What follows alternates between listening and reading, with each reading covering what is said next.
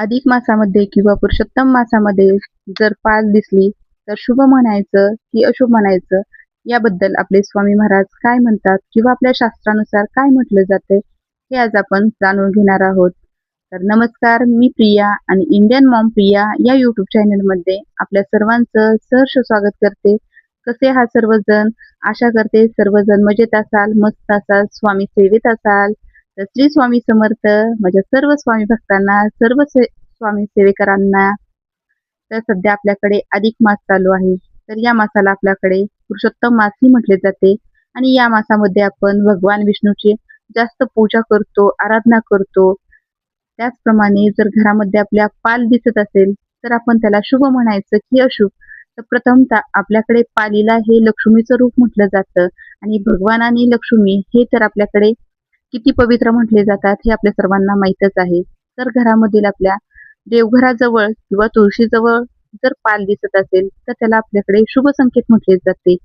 जर या दोन ठिकाणी पाल दिसली तर आपल्याला कोणत्याही प्रकारची आर्थिक चणचण भासणार नाही किंवा आर्थिक संकटांना आपल्याला सामना करावा लागणार नाही. लवकरच आपल्याकडे धनलाभ होणार आहे असे म्हटले जाते. तर कधी आपल्याकडे अशुभ म्हटले जाते पालीला, जर पाल घरामध्ये जर दोन पाल सतत दिसत असतील किंवा दोन पालींमध्ये सतत भांडण होत असतील तर त्यावेळेला असं समजायचं की आपल्याकडे लवकरच कौटुंबिक कलह होणार आहे किंवा आर्थिक संकटांचा आपल्याकडे चणचण भासणार आहे, आर्थिक संकट आपल्याकडे येणार आहे असं म्हटलं जातं. किंवा जर देवघराजवळ पाल ही आपल्याला मृत अवस्थेत सापडली तरी आपल्याला अशुभ म्हटलं जातं आपल्याकडे.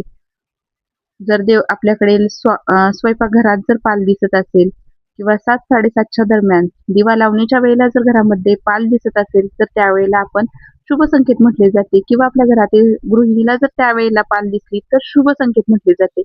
कारण 7-7:30च्या वेळेला आपल्याकडे लक्ष्मी येण्याची वेळ म्हटली जाते आणि या वेळेला पाल दिसणे म्हणजेच आपल्याकडे लक्ष्मी आली आहे असं श्री स्वामी समर्थ महाराज म्हणतात.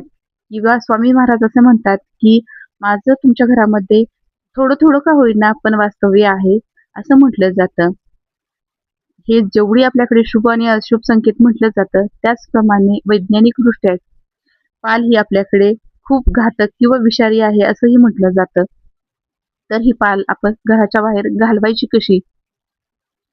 तर पालीला कोणत्याही प्रकारची इजा करायची नाही किंवा कोणताही स्प्रे मारायचा नाही, तिला मारायचं नाही, गरम पाणी टाकायचं नाही, त्याला खूप थंड पाणीही त्याच्या अंगावरती टाकायचं नाही, कोणत्याही प्रकारची इजा करायची नाही तिला.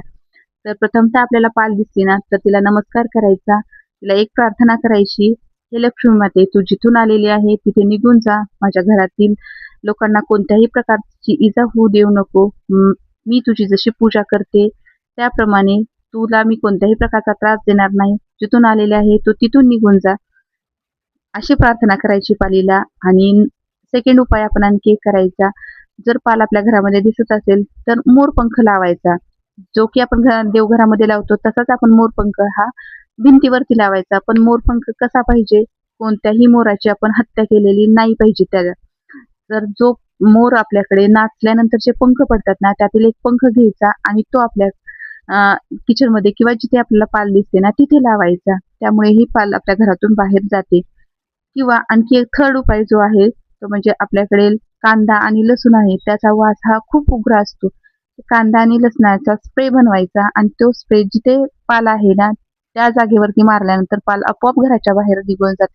हे 3 उपाय केले तर पाल नक्कीच घराबाहेर जाते. पण आशा करते की पालीला कोणत्याही प्रकारची इजा करू नका किंवा पालीला कधीही मारू नका. पाल जेवढी आपल्यासाठी शुभ आहे तेवढीच अशुभही आहे आणि तेवढीच आपल्या शरीरासाठी ही घातक आहे. आशा करते सर्वांना आजची माहिती आवडली असेल. व्हिडिओ आवडला असेल तर लाईक करा, शेअर करा, सबस्क्राईब करा.